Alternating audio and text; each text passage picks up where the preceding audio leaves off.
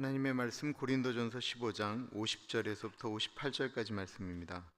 고린도전서 15장 50절에서부터 58절. 우리 하나님의 말씀 교도하겠고요. 58절은 같이 읽겠습니다. 고린도전서 15장 50절에서부터 58절. 형제들아, 내가 이것을 말하노니 혈과 육은 하나님 나라를 이어받을 수 없고 또한 썩는 것은 썩지 아니하는 것을 유업으로 받지 못하느니라. 보라, 내가 너희에게 비밀을 말하노니 우리가 다 잠잘 것이 아니요 마지막 나팔에 순식간에 홀연히 다 변화되리니 나팔 소리가 나매 죽은 자들이 썩지 아니할 것으로 다시 살아나고 우리도 변화되리라. 이 썩을 것이 반드시 썩지 아니할 것을 입겠고 이 죽을 것이 죽지 아니함을 입으리로다. 이 썩을 것이 썩지 아니함을 입고 이 죽을 것이 죽지 아니함을 입을 때에는 사망을 삼키고 이기리라고 기록된 말씀이 이루어지리라. 사망아, 너의 승리가 어디 있느냐? 사망아, 내가 쏘는 것이 어디 있느냐? 사망이 쏘는 것은 죄요, 죄의 권능은 율법이라. 우리 주 예수 그리스도로 말미암아 우리에게 승리를 주시는 하나님께 감사하노니, 그러므로 내 사랑하는 형제들아, 견실하며 흔들리지 말고 항상 주의 일에 더욱 힘쓰는 자들이 되라. 이는 너희 수고가 주 안에서 헛되지 않은 줄 알미라. 아멘. 오늘 오랜만에 불렀던 찬양들이 80년대 혹은 70년대 후반기에 불렀던 찬양들입니다. 특별히 죄 많은 이 세상은 내 집 아니네 라고 하는 찬양은요, 한국교회가 70년대 80년대 초반까지 굉장히 많이 부른 찬양인데, 제 머릿속에 정확히 기억되고 있는 목사님의 말씀이 있었습니다. 그것은 뭐냐면, 천국에 관한 찬양은 국민소득이 15,000, 만불이 넘어가게 되면 더 이상 천국에 대한 찬양은 안 부르게 될 것이다 라는 얘기를 목사님이 하셨어요. 그때 한국교회, 한국 GMP가 3,000, 4,000 이럴 때였으니까 만불이라고 하는 것이 귀에 잘 들어오지도 않았지만, 정말로 한국이 이렇게 88 올림픽을 기점으로 이렇게 경제 부흥이 수직상승할 때 올라갈 때 더 이상 죄 많은 이 세상은 내 집 아니네, 이런 찬양. 내일 일은 난 몰라요, 하루하루 살아요, 이런 찬양은 안 부르기 시작했어요. 거의 안 불러지기 시작했고, 그때부터 불렀던 찬양은, 경배와 찬양은 다 하나님을 찬양하고 높이고 신나고 즐거운 찬양이었고, 그 전에 불렀던 찬양은 다 슬펐어요. 죄 많은 이 세상은 내 집이 아니네, 우물가의 여인처럼 난구했네, 내일 일은 난 몰라요, 천부여 의지 없어서 손 들고 갑니다. 근데 천국 소망이 약화되면 어떤 일이 발생하냐면, 이 땅에 뿌리를 내리는 거죠. 비기독교인들이 기독교인을 제일 싫어하는 이유가 뭔지 아세요? 기독교인이라고 이야기하는, 기독교인이라고 하는 것은 종교인을 얘기하는 거죠. 종교인을 얘기하는 건데, 비기독교인들이 기독교를 그냥 하나의 종교인으로 생각하잖아요. 근데 기독교를 종교인이라고 생각할 때 왜 유난히 예수 안 믿는 사람들이 기독교를 싫어하는가? 설문 넘버 1위가 뭐냐면, 쟤들은 우리와 똑같다라는 거예요. 다른 이유가 아니고 쟤들은 우리와 똑같다라는 거예요. 그게 기독교인을 싫어하는 이유 넘버 1이에요. 하나도 다른 게 없다라는 거예요. 하나도 다른 게 없는데 쟤네들이 기독교인이라는 거예요. 하나도 다른 것이 없는, 하나도 다른 것이 없다라고 하는 것은, 사실은 우리 예수 믿는 사람들이 비기독교인들하고 다른 것이 하나 있었다고 한다면 그게 뭘까 하면, 우리가 하나님 나라를 소망하면서 살아가는 방식인데, 우리가 살아가는 방식이 하나님 나라를 소망하지 않으니까 이 땅을 추구하면서 나아가는 비기독교인들이나 기독교인들이 똑같기 때문에 기독교인들은 우리와 똑같기 때문에 제일 싫다라는 거예요. 그러다가 교인들이 나이가 들어가고 내 몸이 내 몸 같지 안 느껴지는 순간이 오면서 죽음의 문제를 생각하기 시작하게 됩니다. 그때부터는 삶의 문제가 진지해집니다. 나이가 들어서 몸이 연약해질 때는 본인이 많이 가졌다 안 가졌다가 하나도 중요하지가 않아요. 오늘도 어떤 어른하고 식사를 했는데 목사님 나이가 드니까 돈이 남아 돈다는 거예요. 쓸 데가 없다는 거예요. 쓸 데가. 옷을 사 입는 것도 아니고 그냥 뭐 돈이 들어가면 그냥 먹는 거 외에는 들어가는 게 없다라는 거예요. 그런데 안타까운 건 먹지도 제대로 못 하신다는 거예요. 그러니까 나이가 들어가고 병이 들고 약해지면 그 다음부터는 천국에 대한 생각들이 깊어지기 시작한다는 거예요. 근데 그때 천국에 대한 생각을 하게 되면 참 어려워요. 히브리서를 보면 천국에 대한 구원에 대한 문제를 우리가 예수님 얻으면 우리가 구원을 얻는다고 얘기하잖아요. 그리고 히브리서에는 우리가 이 땅 가운데 살아가는 것의 문제를 갖고 구원을 얻는다고 이야기하지 않고 유업을 얻는다고 얘기를 해요. 유업. 그러니까 우리가 이 땅에서 하나님 나라에서 살아가는 것에 대한 어떤 집을 짓는다고 얘기를 하면 거기다 집을 짓고 뭘 움직이는 것이 우리가 이 땅에서 살아가는 방식인데, 우리는 저 하늘나라에 집을 짓는 것에 대한 생각은 잘 안 하고 이 땅 가운데만 함몰되어 있지 않는가, 이렇게 얘기하면 좀 조심스러운데 이 땅에서도 잘 살아야 돼요. 근데 이 땅에서 잘 사는 게 하나님 나라에서 잘 사는 거거든요. 오늘 그 말씀을 좀 드리고자 합니다. 우리 어르신들의 기도 제목 중에 제일 많은 것이 뭐냐면, 제가 하는 기도 이거 정말 좋아하세요. 우리 어른들은, 젊은 분들은 그 기도 저거 좀 이상하다라고 하지만 어른들은 제일 좋아하는 제 기도가 있어요. 뭐냐면 잠든 듯 돌아가시는 거예요. 잠든 듯 돌아가시는 거예요. 이게 어른들이 정말 나한테 원하는 거예요. 목사님, 내 기도 제목 다른 거 없다. 잠든 듯 죽는 게 소원이라는 거예요. 그리고 더 좀 나가면 내가 병이 들어서 자녀들한테 좀 피해 안 주고 오래 알아 눕지 않고 좀 깔끔하게 그냥 앓다가 죽는 거라는 거예요. 어떤 분은 밤에 그날의 문제를 갖고 하나님께 기도하고 잠들었는데 눈 떠도 천국이면 너무 행복하다고 라고 말씀하시는 분들도 있어요. 그런데 예수 믿는 분들 중에 죽음에 대해서 두려워하는 분들도 있죠. 왜 우리가 죽음에 대해서 두려워할 수 있죠? 왜 안 두려웠겠어요? 그러나 죽음에 대한 두려움을 이길 수 있는 것은 부활에 대한 소망이다라는 것입니다. 마리아와 마르다가 오빠 나사로가 병들었을 때 예수님 빨리 모셔오려고 사람을 보냈어요. 예수님의 사랑하는 친구 나사로가 병들었으니까 빨리 와달라고 하니까 요한복음에 예수님이 일부러 지체하세요. 그래서 결국은 나사로가 죽어요.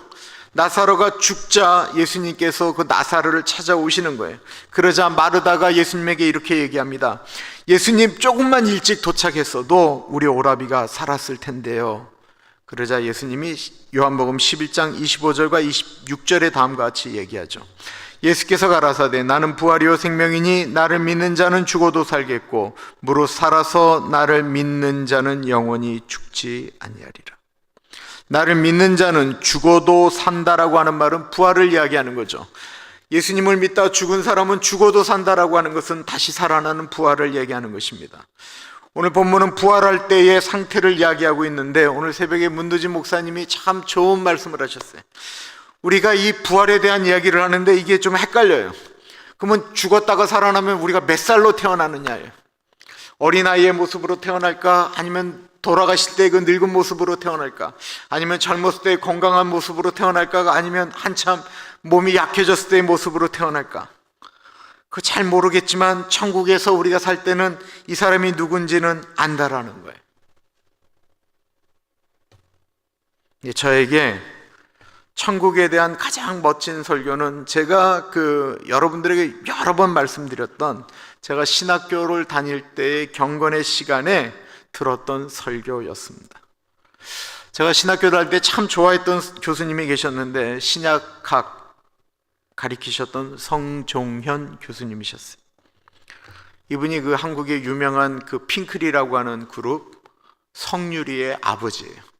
성유리의 아버지가 성종현 교수님인데 진짜 영화배우처럼 생기셨어요.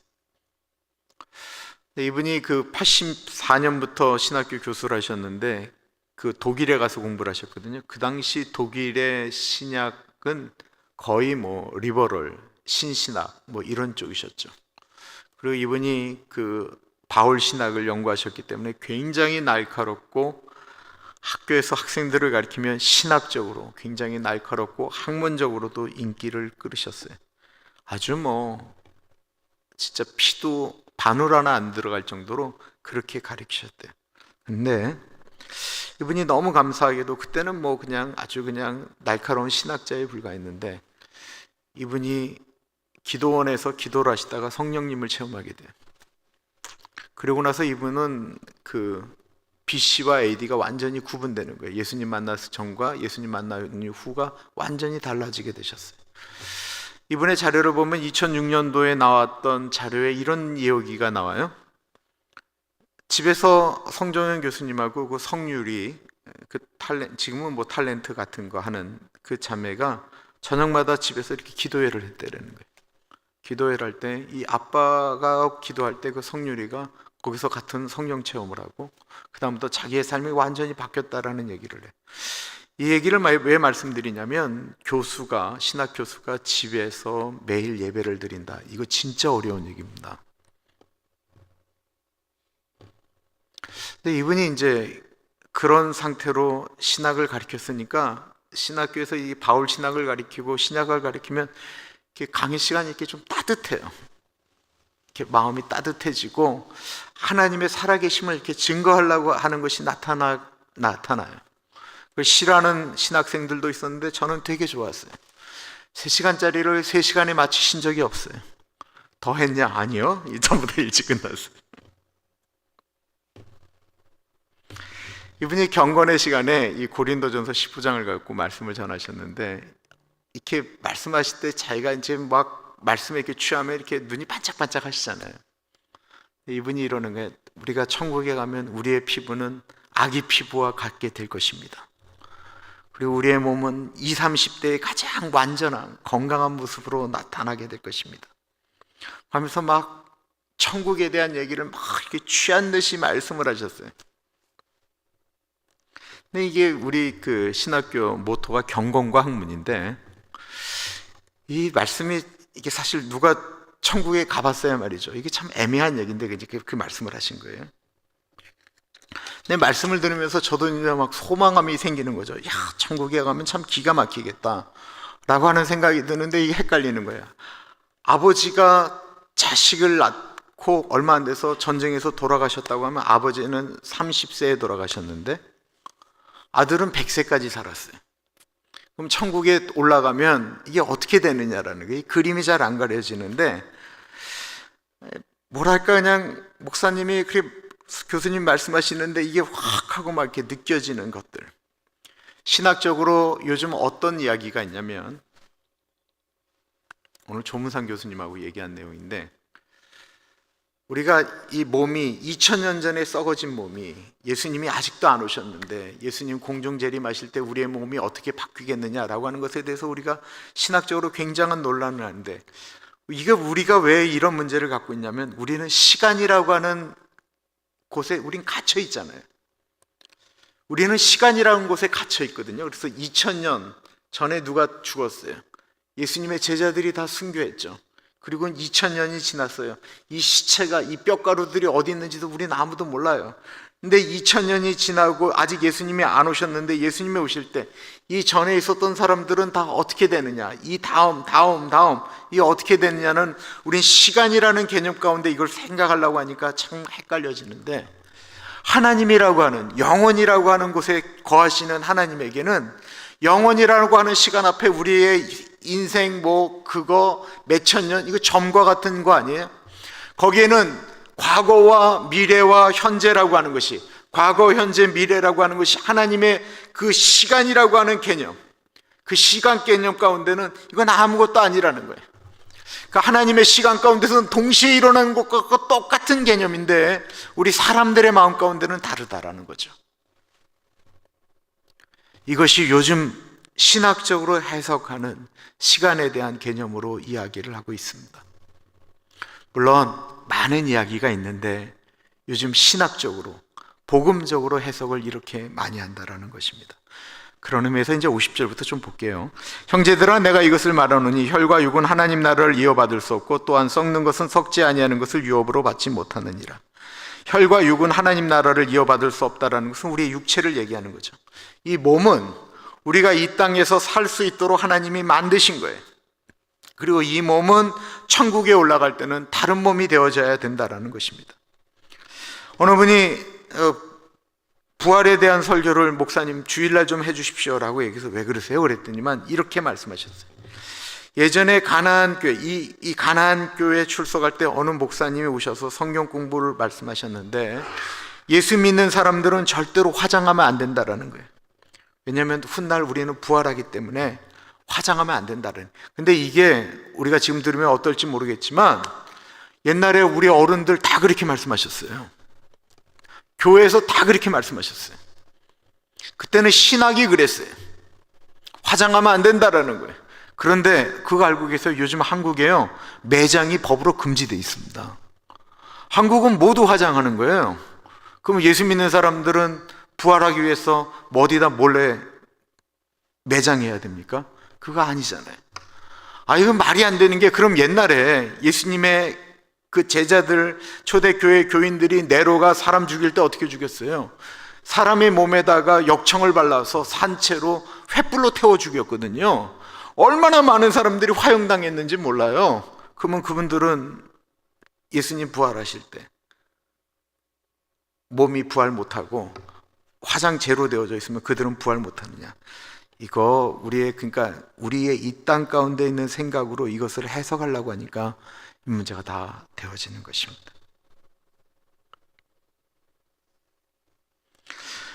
51절 52절에 보면, 보라, 내가 너에게 비밀을 말하노니 우리가 다 잠잘 것이 아니요 마지막 나팔의 순식간에 호련히 다 변화되리니 나팔 소리가 나매 죽은 자들이 썩지 아니할 것으로 다시 살아나고 우리도 변화되리라.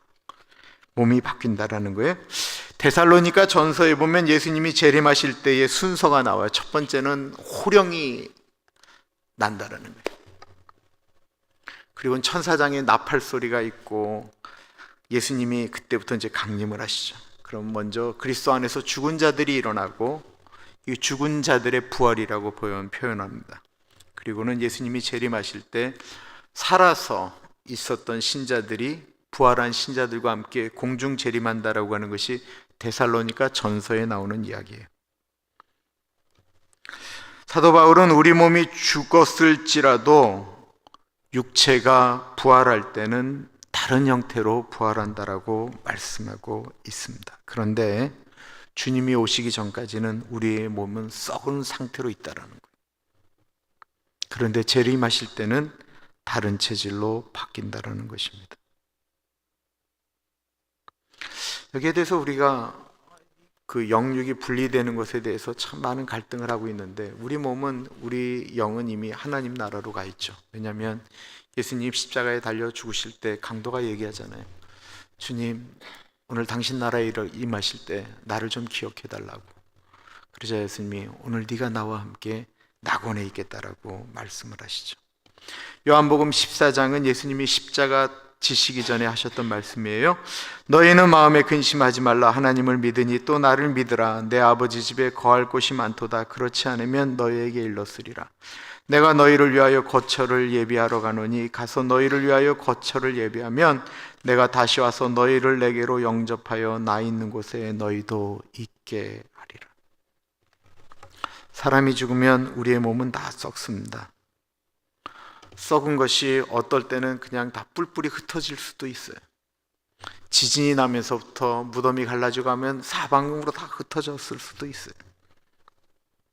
근데 예수님 재림할 때 우리의 우리의 상식이나 어떤 것으로는 해석할 수가 없지만 주님께서 우리들을 완전한 육체로 회복시킨다고 말씀하고 있습니다. 53절을 보십시오. 이 썩을 것이 반드시 썩지 아니할 것을 입겠고 이 죽을 것이 죽지 아니함을 입으리로다. 부활할 때의 이야기입니다. 입겠다라는 말이 2번 나오는데 옷을 입을 때의 모습과 똑같은 거예요.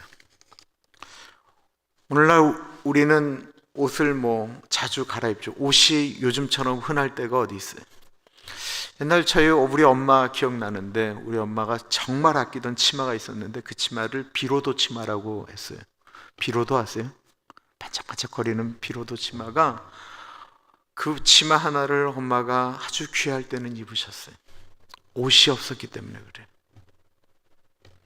옷은 신분이었어요. 근데 이 말씀이 죽을 몸은 옷을 입고 다시 썩지 않을 옷을 입는다라고 하는 것이 우리한테는 이렇게 덜 다가오지만 고린도 교회에 예배를 드릴 때 그때 옷이 없었잖아요.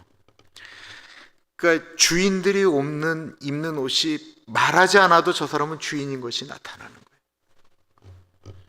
종들은 말하지 않아도 노예들은 그들이 입는 옷이 그들이 노예인 것을 나타내는 거예요. 주일날 받고 입을 옷이 없었어요.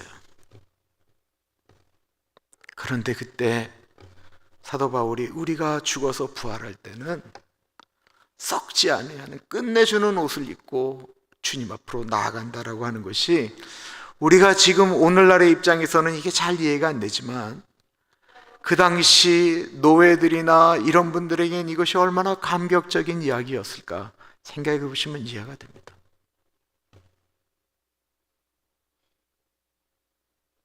(55절도) 마찬가지고 54절 보십시오. 이 썩을 것이 썩지 아니함을 입고 이 죽을 것이 죽지 아니함을 입을 때에는 사망을 삼키고 이기리라고 기록된 말씀이 이루어지리라. 사망을 삼킨다라고 하는 표현이 있는데 사망을 먹어버린다라는 거예요. 죽는 것이 두렵죠. 사망이 사람으로 하여금 무서움을 느끼게 합니다. 그런데 우리가 부활체가 되었을 때는 왜 우리가 죽음을 두려워야 했지? 눈 떴는데 하나님 나라에 오면 그것이 얼마나 기가 막히고 감격인지 모른다라는 것이죠. 하나님 나라에 들어갈 땐 내가 죽었다라고 하는 것이, 사망했다라는 것이, 잠들었다라는 것이 얼마나 감격적인 일이냐라는 것입니다. 부활의 신앙은 그래서 사망을 이깁니다. 두려움을 없습니다. 죽을 때 그래서 우리가 멋지게 죽는 게 참 중요하다라는 것입니다. 정말 죽을 때 우리는 잘 죽어야 합니다. 잘 죽는다라고 하는 것은 우리가 살아온 모든 과정을 묶는 것과 마찬가지.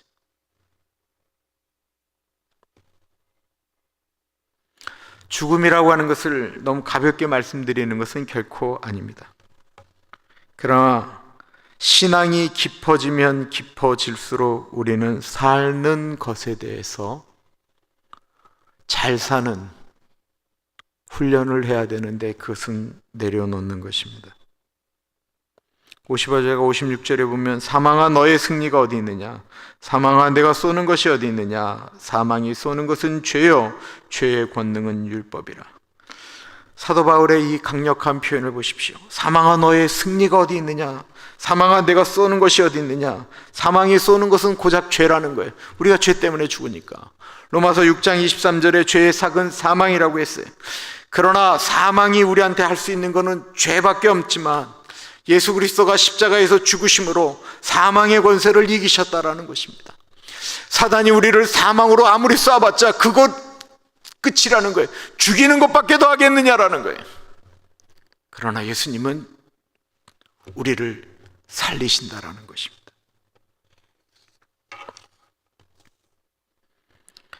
그래서 우리가 고난주간에 불렀던 찬양 최후 승리를 얻기까지 주의 십자가 사랑하리 빛난 면류관 받기까지 험한 십자가를 붙들어야 되는 이유는 우리는 죽어도 살기 때문에 그렇습니다.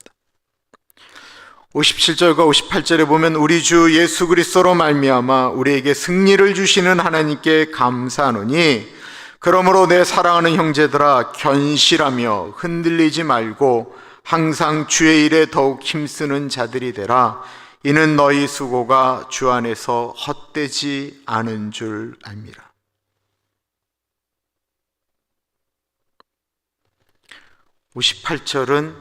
57절은 이 땅 가운데서 사는 삶에 대한 이야기를 하는 거예요. 우리가 숨쉬고 있는 동안 우리의 싸움은 아직 끝나지 않았다라는 것입니다. 나이가 들면 싸움이 끝날까요? 아니요, 그렇지 않습니다. 나이가 들면 부부가 싸움을 덜 할 수는 있는지 모르겠지만 부부가 나이가 들어도 싸워요. 나이가 들면 욕심이 없어지는 것이 아니고 사람들이 일반적으로 내놓는 욕심보다 다른 욕심을 내게 됩니다. 존 덤롭이라는 분이 마지막까지 잘 사는 법이라고 하는 책을 쓰셨습니다. 거기에 이런 말이 나와요. 잘 죽는 것이 우연인 경우는 별로 없다. 그것은 결국 평생에 걸친 선택들이 쌓이고 쌓여서 만들어낸 결과들이다. 그러면서 마지막 노년을 보내는 분들에게 주는 이야기가 있습니다. 그것은 매일 일어나면 매일 아침 그날 무엇을 해야 할지 알면서 눈을 뜨라. 매일 밤 누구를 도왔다라는 뿌듯함 속에서 잠자리에 들라. 마지막까지 잘 사는 법에 대한 이야기. 우리 어르신들 뭐 그렇게 사시지 않지만 우스갯소리로 이렇게 얘기하시잖아요. 하루 놀고 하루 쉬고, 하루 놀고 하루 쉬고, 하루 놀고 하루 쉬고. 하루 놀고 하루 쉬다 보니까 바빠서 죽겠다라고 말씀하시잖아요. 하루 놀고 하루 쉬는데 그날 아침에 내가 무엇을 해야 되는가 생각하며 눈을 뜨는 것. 그리고 그날 밤에 내가 누군가를 도왔다라고 하는 뿌듯함 속에서 잠이 드는 것. 그렇다고 한다면 나는 이 고생이 언제 끝나나? 꼭 그러지는 않으셔도 될 것 같아요. 그래도 나에게 이 일을 할 수 있는 힘과 은혜가 있다라고 하는 것이 얼마나 감사한 일입니까? 인생을 잘 마무리하는 것은 어떻게 죽느냐 하는 것보다 마지막 나날을 어떻게 사느냐의 문제다라는 것입니다. 나는 지금 죽기 싫다고 말하는 것이 성경적으로 틀린 것인가? 그것도 맞는 말이에요. 사는 거 중요해요. 왜 예수님께서 죽은 나사로 살리셨어요? 왜 죽은 나인성의 과부의 아들을 살렸겠어요? 왜 야이로의 딸을 살렸겠어요? 사는 것도 중요하니까 살리는 거죠. 왜 우리가 아픈 사람을 위해서 기도하는 거예요? 이 땅에서 사는 게 중요하기 때문에 살려달라고 기도하는 거예요. 천국이 이 땅보다 안 좋아서 우리가 기도하는 게 아니고 이 땅 가운데서 살아가야 될 목적이 아직도 있다라고 생각하기 때문에 기도하면서 살려달라고 하는 거예요. 그게 우리의 사명인데 나이가 들면 그것이 위축될 수 있습니다. 나이가 들면 사명이 없어지는가? 우리가 살아가는 동안 해야 할 일이 아직 많이 있습니다. 자신의 것들을 줄이며 사는 것이 좋습니다. 옷도 줄이고 나이가 들면서 옛날처럼 수많은 사람들을 내 안에 품겠다 그러실 필요도 없어요. 나이가 들면 들수록 사람들도 이렇게 가지치는 거예요. 아니 내가 노력하지 않아도 가지쳐질 때가 많아요. 내가 사람을 만나고 할 때 의미를 어떻게 부여하느냐가 중요하다는 것입니다. 죽기 전에 좋은 일 하겠다라고 생각되시면 꼭 지금 하십시오. 우리가 살아있는 동안 해야 될 일들입니다. 그리고 그 일을 열심히 하다 보면 분명히 더 이상 못할 때가 올 것입니다. 나이가 들어가는 것이죠. 그럼 더 이상 아무것도 못하면 그때는 뭐 해야 됩니까? 사도 바울이 우리에게 이렇게 얘기했습니다. 나의 죽음도 유익함이라. 죽으러 가는 것도 유익하다라는 것입니다. 그럼 죽을 준비를 잘한다라는 게 뭡니까? 죽기 전에 묻힐 묘지 준비하는 거, 이것도 대단히 중요하죠. 자식들 싸움 나지 않도록 유산 분배하는 거, 이것도 중요하죠.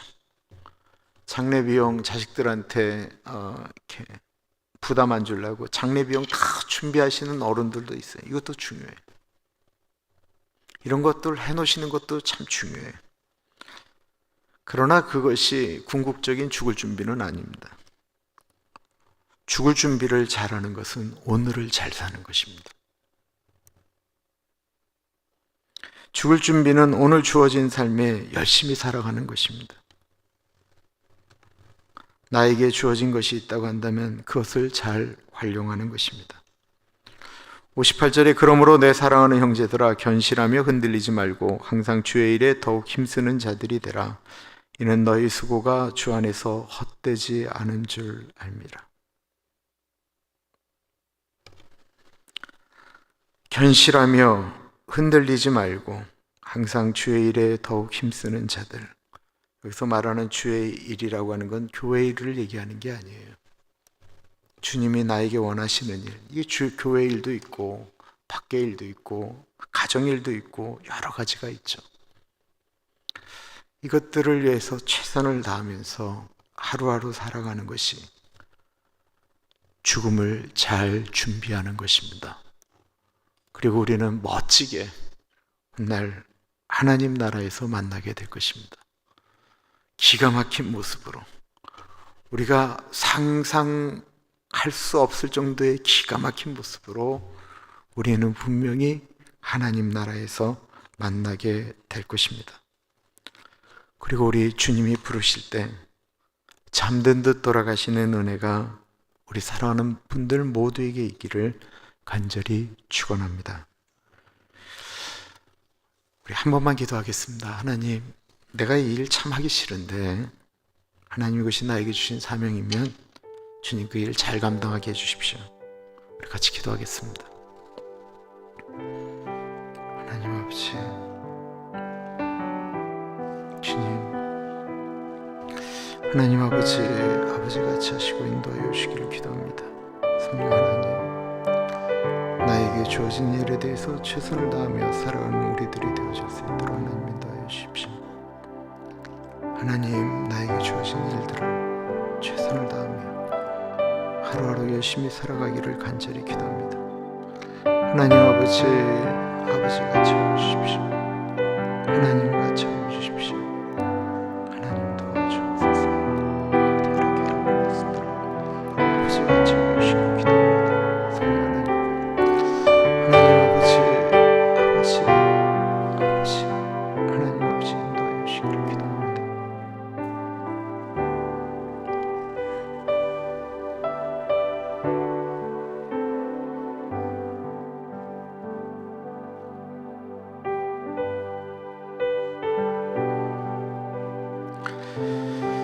하나님 아버지, 이 땅에 욕심은 너무 많은데 하나님 나라에 욕심이 없는 우리들의 모습,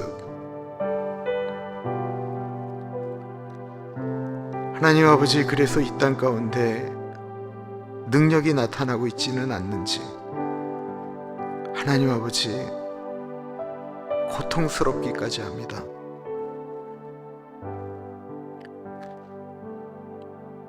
우리의 자녀들이 좋은 데 가서 선한 영향력을 미치는 그 자리에 올라가기를 바란다라고 이야기하는 그 내면에 혹시 우리의 내면 안에 있는 우리들의 마음은 내 자식들이 돈을 많이 벌고 잘 사는 것만을 추구하면서 말로 우리가 포장하고 있지는 않는가 생각하게 됩니다. 하나님 아버지, 우리가 기도하는 그 궁극적인 기도의 목적이 이 땅 가운데서 선한 영향력을 미치기 위하여 애쓰고 노력해서 기도하는 것인지, 아니면 우리의 욕심을 위해서 하나님 기도하는 것인지 헷갈릴 때도 있습니다. 하나님 아버지, 이제 고린도전서 15장이 지나가면 언제 또 죽음에 대해서, 부활에 대해서 설교할지도 주님 잘 모르겠습니다. 하나님 아버지, 삶에 대해서 좀 더 진지하고 오늘 나에게 주어진 삶에 대해서 하나님이 원하시는 삶을 열심히 살아가는 것이 하나님 나라에 보아 쌓아두는 일인 줄 알고, 주님, 하나님이 원하시는 것이 무엇일까? 아침에 일어날 때는 주님, 내가 무엇을 하기를 원하십니까? 생각하며 일어나고, 밤에 잠들기 전에는 하나님, 내가 오늘도 하나님이 기뻐하시는 일을 하고 잠이 들게 해서 감사합니다 라는 고백을 할 수 있도록, 하나님, 우리의 삶의 모습이 그렇게 흘러가기 때문에 주님, 이 세상이 좀 더 바뀌어지기를 기도합니다. 지금은 우리 주 예수 그리스도의 은혜와 우리를 너무나도 사랑하셔서 하나밖에 없는 아들을 넉넉하게 보내주신 하나님 아버지 그 크신 사랑하심과 성령 하나님 감화 감동 역사 충만 교통하심의 놀라운 은혜가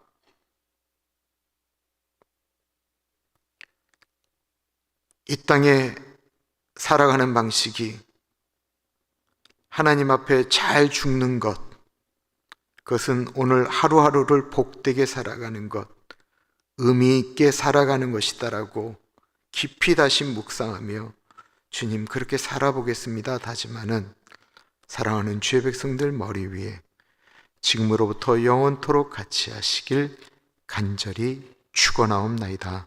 아멘.